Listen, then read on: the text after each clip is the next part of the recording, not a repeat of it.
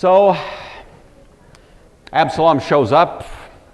David is gone. He's probably been on the road now for some hours. The text uses the term, the men of Israel. We're not to construe that to mean all the people of Israel, but it's those men of Israel who have become loyal to Absalom. Israel typically refers to those 10 northern tribes that have always been a little bit sort of less than enthusiastic about David anyway. The jealousy between Judah and the rest of the tribes has always been just beneath the surface, and so really that's more the focus of that particular phrase. Hushai shows up, as David had asked him, meets Absalom with these great celebrations of Absalom coming into this place. Long live the king. Probably a little flicker of suspicion flashed across the face of Absalom when he saw Hushai, who he knew to be loyal to David, showing up. But Absalom, kind of looking on the bright side, I think he probably thought, well, look at this. This proves it's all as it's supposed to be. This is a great confirmation of my plan that even Hushai would show up, this man who's been such a loyal supporter of David. Nevertheless, he puts the question to him, what about your oath? Hushai was a foreigner and had become part of the inner circle of David's advisors. But of course, in order to do that, it was necessary for Hushai to swear loyalty. We can assume that, and Absalom knew that, and so he's asking, how can you, who swore loyalty to David, so quickly and easily shift your loyalties? How does that happen exactly? So this puts Hushai to the first test of how well he can pull off this particular ruse that he's going to try to advance against Absalom. He has a two-sided plan. One of them involves just flat-out flattery. And I think he probably knows Absalom well enough to know that he's got a pretty good shot at having some influence that way. And the other part of this strategy is going to be to oversell the power of David in this circumstance. So it's kind of a carrot-stick strategy that Hushai is going to use, and we'll see that as we go along. Well, anyway, Hushai responds to the initial question this way: no, but whom the Lord and this people and all the men of Israel chose, his I will be, and with him I will remain. Now you have to say that was a model of ambiguity. Hushai, no dummy. If you put him under a lie detector test and made him sit down and answer these questions, he would pass easily, because everything he says here, he can endorse as the absolute truth. No, but whom the Lord chose. Well, who did the Lord chose? The Lord chose David. And who this people chose? Who did these people choose? They chose David. And all the men of Israel, who did they choose? They chose David. And so Hushai says, his I will be, and with him I will remain. And Hushai, of course, in his heart believes one thing while he creates an impression of something quite different in the hearing of Absalom. Furthermore, he continues, whom should I serve? Shouldn't I serve in the presence of his son? As I've served in your father's presence, so I will be in your presence. And he could say this with all conviction. Who should Hushai serve? David. Doesn't mention that. Should I not serve in the presence of his son? That is to say, serve David in the presence of his son? As I've served in your father's presence, so I will continue to serve in your presence, And again, Hushai, playing it close to the vest, but it works. And so Absalom thinks, fair enough, good deal. I've got a little extra capital, a little more good advice at my disposal. Move on to the next item of business. What to do? What do we do now? We've successfully moved into Jerusalem. We find the house is vacant. We find that everything is more or less left for me to just pick up and take over, but what to do next. And so he turns to Ahithophel, this trusted advisor who betrays David, helps Absalom. What should we do now? Give advice. What should we do? So Ahithophel said to Absalom, "Go in to your father's concubines, whom he has left to keep the house, and all Israel will hear that you are abhorred by your father. Then the hands of all who are with you will be strong." Ahithophel had orchestrated every detail of this so far, but you might say even now, it would have been possible to back out. Even now, as far as this had gone, Absalom could conceivably still say, whoa, I just don't know that I can go through with, theoretically. But if he does what Ahithophel has now counseled him, that is to, in effect, take as his own possession the concubines of David, then he has definitively established a point of no return. There is no going back now. There's no way for Absalom to say, oops, just kidding. At this point, it's over. For Ahithophel, for Absalom to do what he's advising at this point is, in a sense, sweet vengeance for what Ahithophel believes Absalom, or what David had done to his family in connection with Bathsheba. Moreover, if Absalom goes ahead with this, taking these concubines, then in a sense, he creates this irreversible moment that also affects all of those who are supporting Absalom. Every bridge is burned at this point. So the people that are supporting Absalom at this point have nothing left to lose. There's no way they can go back. This is like a defining cataclysm, really, an insult to David almost beyond calculation. So Absalom does that. They pitched a tent for Absalom on top of the house, David's house. And Absalom went into his father's concubines in the sight of all Israel. This is the traditional Jewish wedding tent. It continues to this day in the canopy that's ordinarily used in Jewish weddings. This is because in the ancient world, as you know, the Jewish wedding was not followed by a honeymoon. The honeymoon took place right there. The whole celebration would last several days. They set up a tent. The newlyweds go in, and it's right there, you see. And that was the way they were celebrated. And so this is a wedding tent. And now this Absalom is more or less taking his father's cherished possessions out there in the sight of everyone. It's a public display of the most unbelievable insult, of course, to David. It makes Ahithophel an accessory to the crime, and this, of course, becomes this really dramatic moment when you'd say, there's no way to go back from here. Well, the narrator adds for us a little parenthetical comment regarding Ahithophel. Last verse of this chapter. Now the advice of Ahithophel, which he gave in those days, was as if one had inquired at the oracle of God. So was all the advice of Ahithophel, both with David and with Absalom. Ahithophel was widely regarded as the most brilliant political advisor of the day. He could see feints within feints. He could see the implications of actions, words stated. He knew how to parse a sentence. He knew how to play the press. He knew how to do it all. He was a brilliant tactician, and thus his counsel was held in very high esteem. Unfortunately, however, for Ahithophel, even though he retains his brilliance, he's lost his bearings.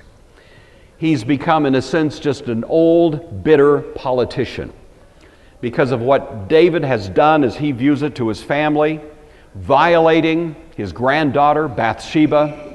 He's gone into a spiral of hatred.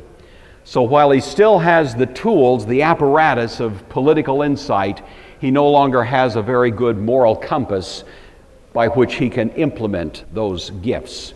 And so now, blinded by his own anger, he's giving himself to Absalom. But his advice still carries huge freight. It was as if someone would ask of the oracle of God. We've talked about the Hebrew oracle. on other occasions. You know, in the ancient world, oracles were fairly common. The Oracle of Delphi, you've heard of, and of course, there were many others in the ancient world. That was the most famous. There was one true oracle. The Hebrews had an oracle, and it was more or less in the possession of the priest who had those strange gemstones, the Urim and the Thummim, and people in high office, especially the king, could go to the oracle and typically pose yes or no questions and get responses. And we've seen that, of course, used throughout the story that we've seen concerning David all the way through. Well, if you couldn't afford the oracle, however, you could just go ask Ahithophel.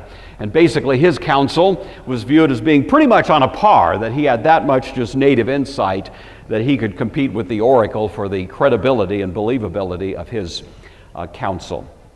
So anyway, that's the first little stage of the strategy. The concubines have now been co-opted by Absalom. We come to chapter 17, and Ahithophel continues to give counsel.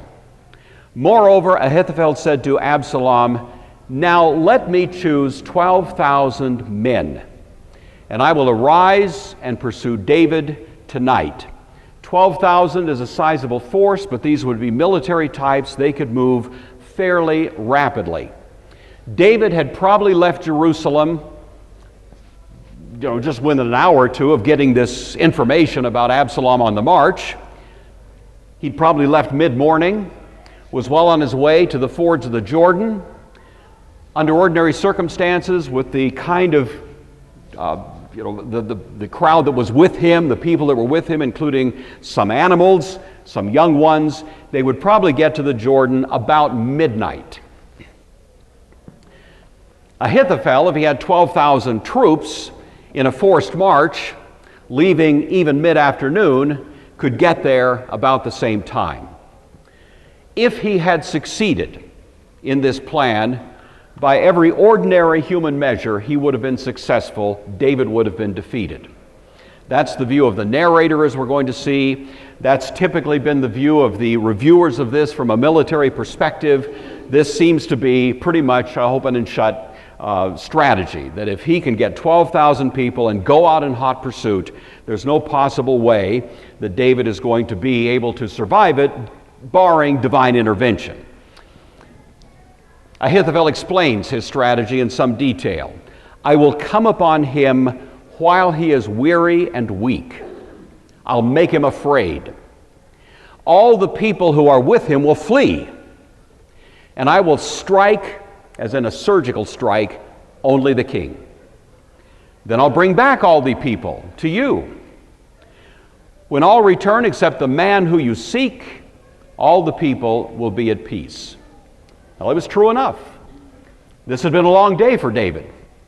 And of course, all that he'd gone through, the grief he sustained, just the experience of facing the assault of his own son, Shimei, all of these other matters, by the end of the day, by the time he reached the Jordan, he was certainly going to be weak and weary, to say the least. You might think that Absalom would have a little twinge of sympathy for his old man, given that particular description, but nothing like that seems to come to the surface. Ahithophel says, "I will take out only David. We will take him without any other collateral damage to the extent we possibly can." And of course, once that happens, what's to fight for? These who have rallied to support the king will no longer have a cause to justify an ongoing conflict. They would be forced, as a practical matter, to acknowledge Absalom as the successor. This kind of coup in the ancient Near East was not all that uncommon. And as a matter of course, it would typically be the one who had successfully raised this rebellion who would then become the next king. The man who you seek, Ahithophel politely avoids giving the name David here. The man who you seek is going to be taken out of the picture. And Absalom thought, not bad. Not a bad plan. And those who were advising Absalom and heard Ahithophel's strategy thought, sounds like it might work. So all of these who had resented David and were looking for a quick end to this conflict thought, Ahithophel's got a pretty good plan in play. Well, Absalom was probably just about to say, okay, do it, when he remembered, well, there is that Hushai guy, and he's not bad in strategic planning as well. He's got a military background. He might have an interesting take. If he agrees with Ahithophel, then good, but let's see what he thinks. So call Hushai the Archite, and let's also hear what he says.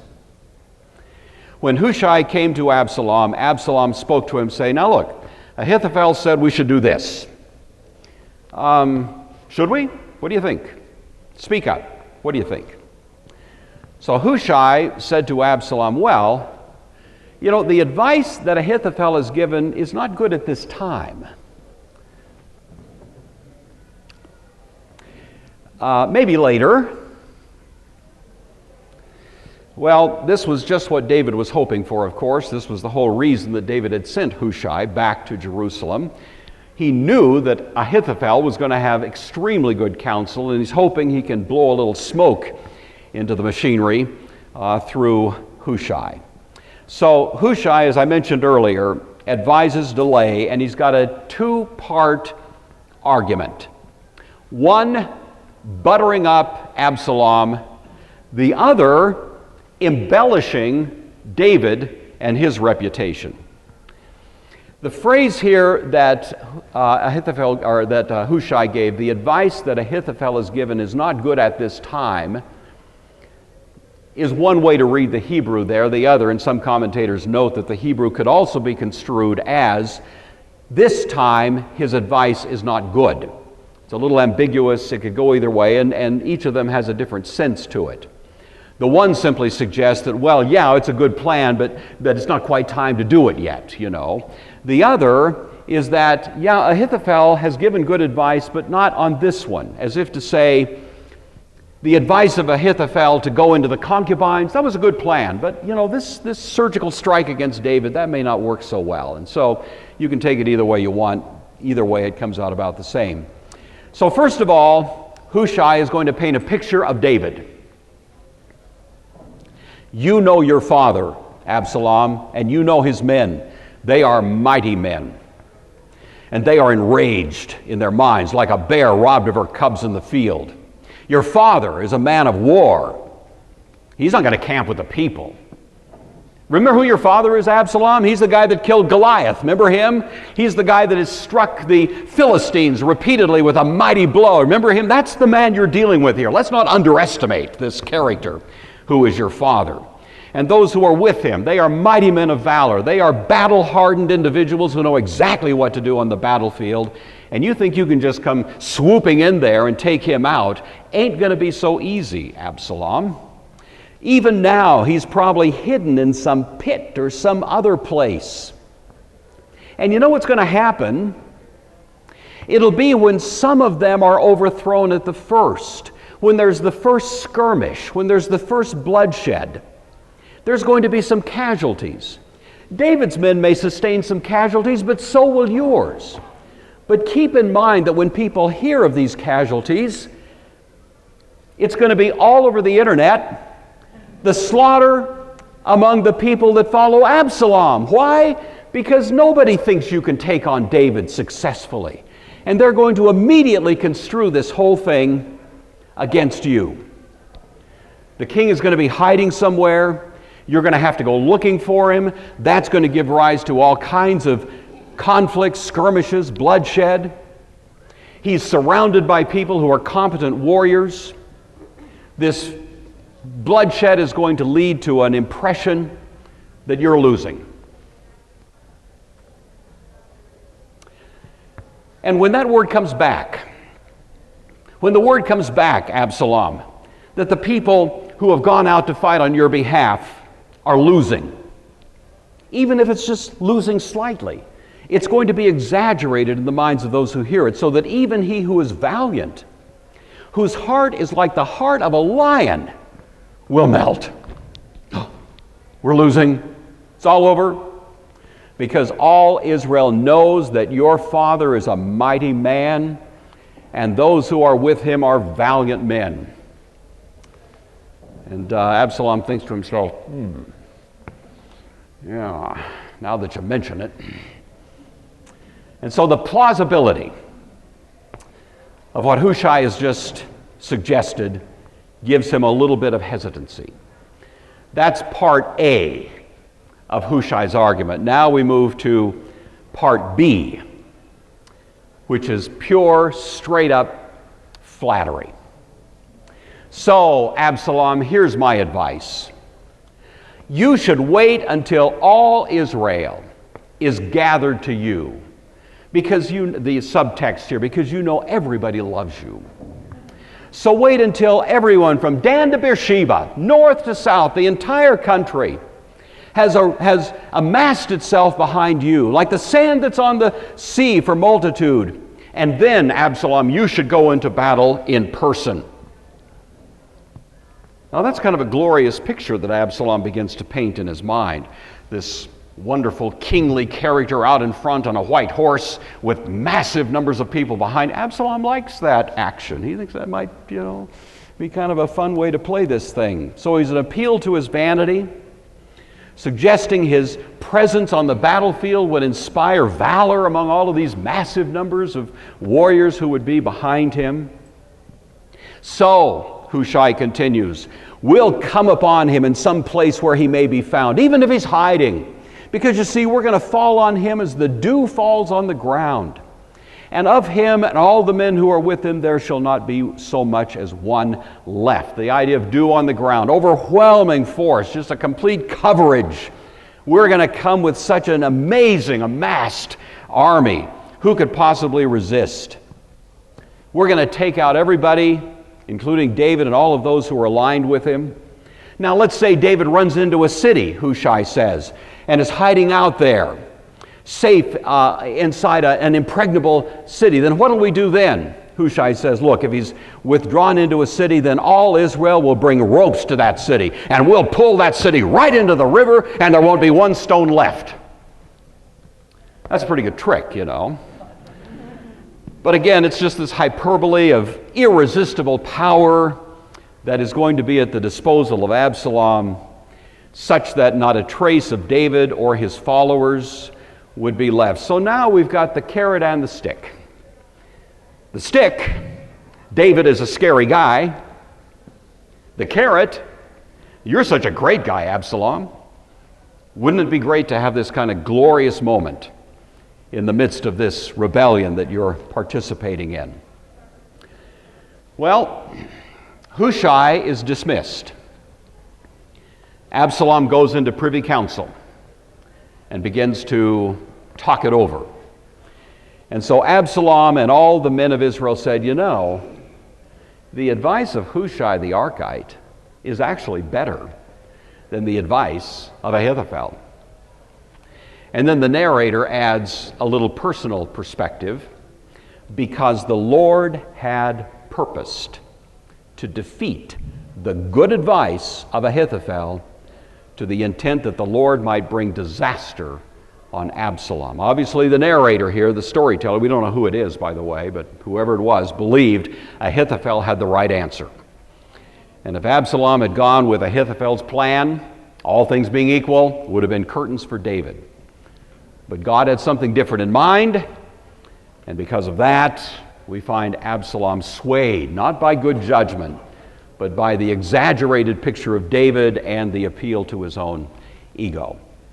And so, it's going to be Hushai that wins the day. One commentator, musing on this, made this comment. He said, in the final analysis, Absalom did not have the courage to pull the trigger.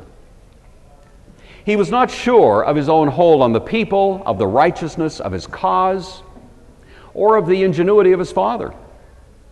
It all caused him to hesitate, and in that he lost. Irresolution defeated Absalom. As Hitler's invasion of Russia instead of Britain brought about his defeat. This was, by the way, written by a British commentator, so he has that in his head. Self-interest motivates, but is not good at advising what is the best course. And the last line of this quote is worth the price of admission. Right here, listen to this. Self-interest always reaches the point where it cannot answer the question, what is in my self-interest? A person that lives his life or her life on the premise of doing what is in my own self-interest, always serving myself, always pursuing that course, which is most likely to be good for me, will eventually get lost in a fog that can become utterly self-destructive. Jesus says if a man seeks to get his life, to keep it, to hang on to it, he'll lose it. The life which is going to be a life of success, of well-being, of blessing, is a life in which the primary motive that gets me out of bed in the morning is how can I do something good for someone else? How can I serve the person next to me? How can I be a good neighbor to my neighbor? How can I even do good for my enemy? And in so doing, Jesus says, as I apparently lose my life, I capture it. I get it back. Unfortunately, Absalom had never read that Bible verse, and so he took the course of pure self-interest. Well, Hushai, as I say, was dismissed. He didn't know which way Absalom was going to go. And so out he goes, and he has to assume the worst, even though he's made a good argument and hopes he's been successful, hoped he hit the target. For all he knows, Ahithophel wins the day, and this 12,000-man force is going to go out. So Hushai immediately, surreptitiously, sneaks off and finds the two priests who are the insiders within Jerusalem. And he passes on to them what's just happened. Thus and so Ahithophel advised Absalom and the elders, and thus and so I have advised, so look. Send quickly and tell David, saying, don't spend the night in the plains of the wilderness, meaning the fords of the Jordan, but speedily cross over, lest the king and all the people who are with him are swallowed up. So Hushai assumes the worst. David, he knows, is eventually pretty soon going to reach that fords. He's going to be exhausted from a long day of travel and crossing the river, even where the water's a little lower, the ford's there so you can kind of wade across, but it's still quite an arduous project, especially with everything they have. And David might be tempted to just hold out until morning light. And Hushai knows that if Ahithophel wins the day, it's going to be curtains. So he says, even though you're tired, cross the Jordan. You'll have the protection of that river between you. So, fearing the worst, he gives that counsel. Well, the couriers for this information are the two sons of the two priests, Jonathan and Ahimaaz. We've met them before. They are at a place called En Rogel, which is just outside Jerusalem, because they dared not be seen coming into the city. The priests wouldn't be necessarily suspected, but these two sons, younger, fleet of foot, might raise some suspicion. And so they're staying out of sight. And a female servant would come out and tell them, because that was women's work in those days, I think you know that, getting the water from the well. So they'd go out, this was a routine task, and they would go out and get the water, and she was going to be the secret courier of the information from the priest, delivering it to these guys, who are then going to take off to the river in order to deliver that intel to David. En Rogel is a known location. It was called the Fuller's Spring later, and finally it's called Job's Well, which is just outside of Jerusalem. Seems to be the place. And so that's where these guys are, hiding out to avoid suspicion. This is stated to us as if it were an ongoing program, and it was, but of course this was the first time it had been tested. So we're dealing with the first time this particular mode of communication was actually run up the flagpole here. So she goes out to get water, ostensibly, and she's going to tell the information to these two. Well, as it turns out, the first time out of the chutes it didn't work so well. A lad saw them and told Absalom. Isn't this just like made for movies? I'll tell you. And both of them went away quickly and came to a man's house in, of all places, Bahurim. Who was from Bahurim? Remember last week? Shimei, the guy that came out cussing and giving David all. Well, now we know not everybody in that city shared the sentiments of our friend Shimei. So he goes, they wind up at the same little town, Bahurim, about 4 miles out of Jerusalem. This individual had a well in his court. And these two guys just dive headfirst right into that well. Well, the lad sounds like a boy, and it could have been, but actually the Hebrew word there, could also mean a young man, and it may actually be someone who was serving Absalom, something like a bodyguard. Absalom was probably concerned about information getting to David. He knew which direction he'd gone, and so he was probably watching for something like this. He wanted to cut off that particular source of information. And so these two guys get to Bahurim, dive into the well, the home of Shimei, as we were saying, but obviously not everybody shared his hostility to David. Then the woman, matron of the house, took and spread a covering over the well's mouth and spread ground grain on it, and the thing was not known. The well would typically be covered to keep debris from falling in. She puts kind of this flat covering over it, and then she throws out a bunch of stuff looking like she's husking grain, that kind of thing, like it's been there for a while. And so they're hiding down in this well. And when Absalom's servants came to the woman at the house, they said, "Where are Ahimaaz and Jonathan?" They probably banged on doors all over the little town till they finally came to her place. She said, "Oh, I just saw them. They've gone over the water brook. Get after them, you'll catch them." And so they took off. The guys are still in the well. They go out on this wild goose chase looking for Ahimaaz and Jonathan. Not successful. They finally return, go back to Jerusalem.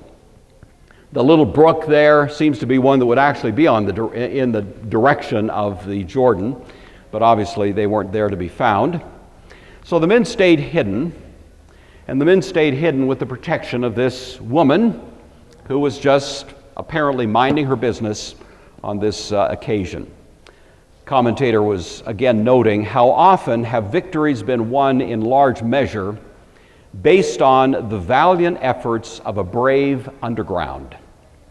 David's success depended on Hushai, Abiathar, Zadok, Jonathan, Ahimaaz, and an unnamed woman. The work of Christ in this world requires both those up front and also the faithful underground. Some of you may know that the great preacher Charles Spurgeon in 19th century England, who could preach with such powerful effect on thousands of people, he was a phenomenon of his day. And people wondered how it was that he could have that in him. He was a great preacher, but it seemed that his effect on people was just beyond any normal expectation. On one occasion, someone from the press asked him how it was that he could have such effect, and he simply took them downstairs before he was about to preach and showed them a little room in the basement of the church. Opened the door, and there were 50 people on their knees praying. He congratulated himself that he was so eloquent or persuasive, but realized from whence his power must come. I've thought that wouldn't be a bad strategy around here, would it? You know, we should probably have a little cell of prayers every time we have a church service, people who are praying to the effect of the work of God in our services. We might be pleased at the effect that that would have. Now it came to pass after they had departed, these guys from Absalom, that they came up out of the well and went and told King David and said to David, "Arise, cross over the water quickly, for thus Ahithophel is advised against you." So David and all the people who were with him arose, didn't like the idea much, but what are you going to do? This is it. It's dark already. It's probably around midnight, so it's an all-nighter. Crossing over the Jordan.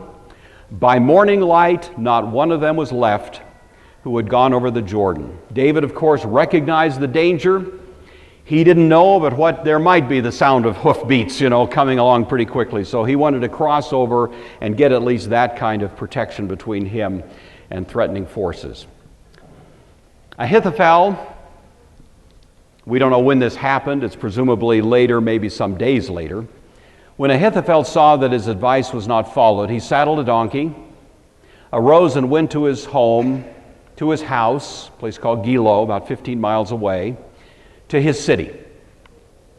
He put his household in order and hanged himself, and died, and he was buried in his father's tomb.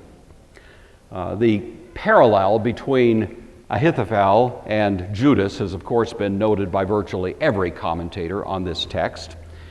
Ahithophel betrays David. Judas betrayed the son of David.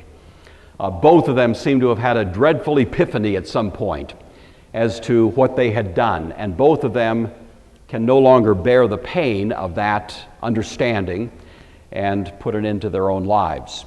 Ahithophel, for his part, knew that the coup that he had helped engineer was risky at best, and now he knew that his advice had not been taken. It would certainly be doomed. He knew he would die a traitor, and he preferred to die at his own hand rather than at the hand of an executioner. So, regardless of how David was going to treat Absalom, Ahithophel knew that this was the certain outcome for him. One commentator said Ahithophel should have trusted the axiom, "Vengeance is mine, I will repay." Ahithophel was driven by anger, and though he was brilliant, his anger became misdirected and, of course, ultimately, in a dramatic sort of way, self-destructive. Ahithophel knew that when Absalom accepted his counsel as to the concubines, but declined his counsel as to the attack, it doomed him. Some time passes.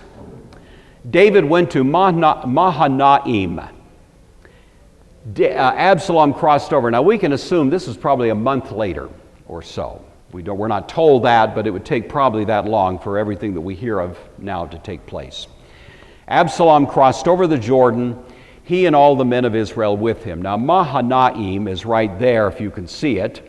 It would be from the crossover place, the fords of the Jordan, down about 4 miles north of the Dead Sea, and then about 50 miles north would bring you to this fortified city. This was actually the city where Ishbosheth, if you remember him, the son of Saul, who had been a competing ruler over Israel for a time when David was ruling in Judah, he was ruling over the other tribes from Mahanaim. So that's this location. So Absalom has waited around in Jerusalem. He's gone through, apparently, we gather from other places, some ceremonies. He's had himself anointed king. He's been crowned. He's had a celebration. He's had a big ball, and all of this has gone on. Meantime, David is having an opportunity to prepare. So Absalom now, that we reach the point that he feels like he has at least a sufficient military force to carry out the attack on David, appointed a captain whose name was Amasa to take the place of Joab, who of course is still sided with David.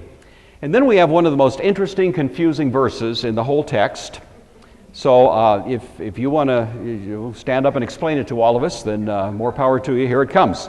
This Amasa was the son of a man whose name was Jithra, an Israelite, which probably should be Ishmaelite. That's a textual error there.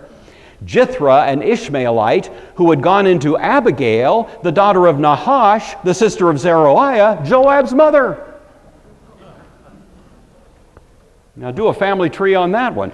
The problem is, and I tried, and there are some loose ends here that just don't quite add up. And as I was consulting commentaries and so on, the problem is, who in the world is Nahash? Who is this person? The identity is somewhat disputed and somewhat uncertain. The two most likely theories are that Nahash is the wife of Jesse, who's never mentioned by name. The problem is Nahash is a man's name. And so that seems to have it's not inconceivable, but it's at least unlikely. The other is that David's mother had been married before she married Jesse, and that her first husband was named Nahash. But my question to you is, do you care? So, if this is a perplexing problem, then you go work on it and bring me word again what you come up with, but we're going to leave that behind. Anyway, Amasa, we're just going to leave it at this, is a shirt-tail relative of David and Joab and the family, and what it is beyond that remains a bit of a mystery. So Israel and Absalom encamped in the land of Gilead. Now there's Mahanaim. Gilead is a little bit to the south, so they've crossed over and they've arrayed in their battle formation anticipating this conflict between the two. Interestingly, and I'm going to conclude on this thought, the most powerful chieftains, tribal leaders, elders in that region sided with David, even though in some ways you might think he was in the territory that was loyal to Saul. 3 of these are especially mentioned at this point. When David had come to Mahanaim, we have Shobi, the son of Nahash, by the way, a different Nahash, just to keep your attention, from Rabbah of the people of Ammon. Machir, the son of Amiel, from Lodebar. Barzillai, the Gileonite, from Regolim. Oh, who are these people? Shobi is the younger brother of Hanun. Now, I know your eyes are glazing over, but hang on to this. Nahash had been the king of Ammon and had been an ally of David. David and Nahash, the king of Ammon, had a treaty. He died. His son Hanun took the throne, and he was the one that insulted the emissaries of David when he'd sent them. You remember that story? We looked at that some time back. That's what precipitated the war between Israel and Ammon, in which Ammon lost big time. But after it was all over, David appointed the younger son of Hanun, who had died by then, whose name was Shobi, and appointed him king over Ammon and a vice-regent acting on behalf of David. So actually, when David could have just destroyed Ammon, he actually allowed them to continue and to have a certain degree of independence, and he put this younger son there in control. So in a sense, Shobi is paying back debts now at this point to side with David. Machir is the one who had offered asylum and protection to Mephibosheth before David had invited him in to be a guest at the king's table.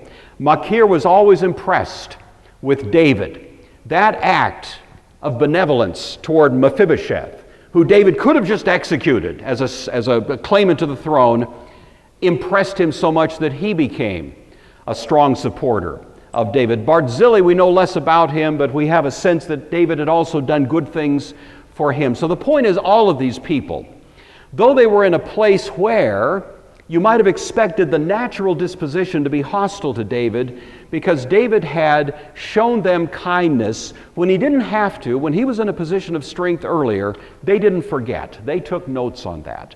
And now when David is the one in stress, they come around and begin to provide for him.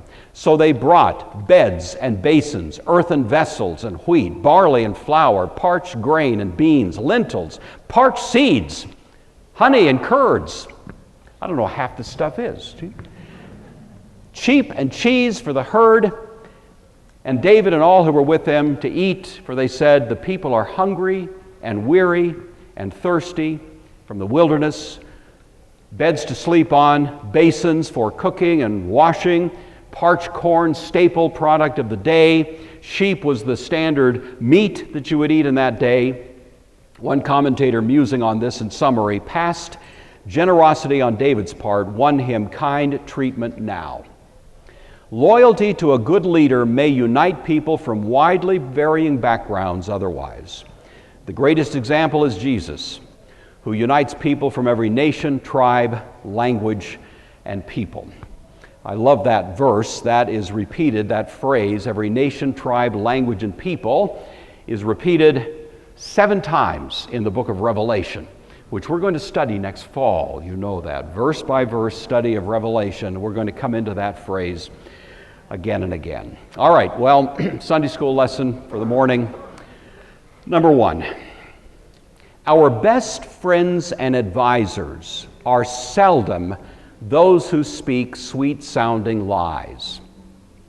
Now, I'm going to be honest. I like hearing sweet-sounding lies occasionally, you know. So I'm not making this an absolute prohibition. My wife tells me sweet-sounding lies all the time. I know it's not the truth, but, you know, she just knows how to kind of pump me full of sunshine when I need it. So I'm saying our best friends and advisors are seldom those who speak sweet-sounding lies, but who speak the truth in love, who are more interested in telling us what we need to hear than what we want to hear, but doing it in love. Paul's admonition, speak the truth in love. That's the kind of friends we need to have. That's the kind of friend we need to be. Someone who doesn't flatter the way that Hushai was buttering up Absalom, leading him to his own destruction, but rather someone who speaks the truth. That's the true call of a Christian ethic. Second, our best service in the cause of Christ is seldom visible publicly, but rather it is behind the scenes as we join Christ's underground, knowing that the Father who sees in secret will reward openly. You look at church history, and you know that there's some famous people. You got your Martin Luther, John Calvin, Augustine, Aquinas, etc. These are big names. But do you know what? There are literally millions upon millions upon millions of people whose names we have never heard and never will hear this side of eternity, who are the real backbone of what God has done, building His kingdom in the history of the Christian movement. Many of us in this room will not even be heard of once we've been dead 50 years. You know? People won't even have heard of us. Does that mean our lives are insignificant? Heavens no. Because those people who have never heard of us are living lives built on a foundation that we helped lay. And thus we should live for generations into the future, knowing that while our name may get lost, along the way, that doesn't matter so much. God remembers our names, and that's what really matters.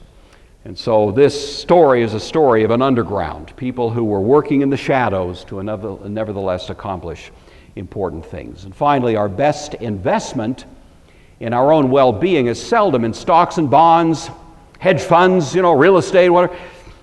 Not that those are bad investments, I'm saying, but our best investments are in lives. Lives. Because as we generously care for those in need, we, as Solomon says in Proverbs, lend to the Lord, and He always pays His debts. And so when we look for opportunities to serve, we should look for opportunities, especially those who are in no position to repay, those in true need, as David did toward Mephibosheth and David did toward many others. When he was in a position of strength, generously doing more than he needed to, and now in his position of desperate need, God repaid. And in our lives, I think all of us can cite times when we've seen something like that as well. So it's hopefully a good... Let's have a word of prayer and we'll be dismissed. Our Father, we're grateful. We're grateful for authentic personalities that teach us so much, both about life, about the human heart and its brokenness, but also teaches about your grace and your faithfulness and your justice in the way that you run this world.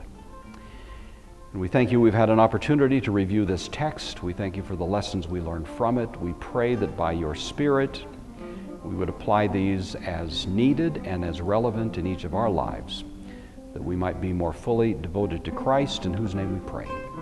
Amen.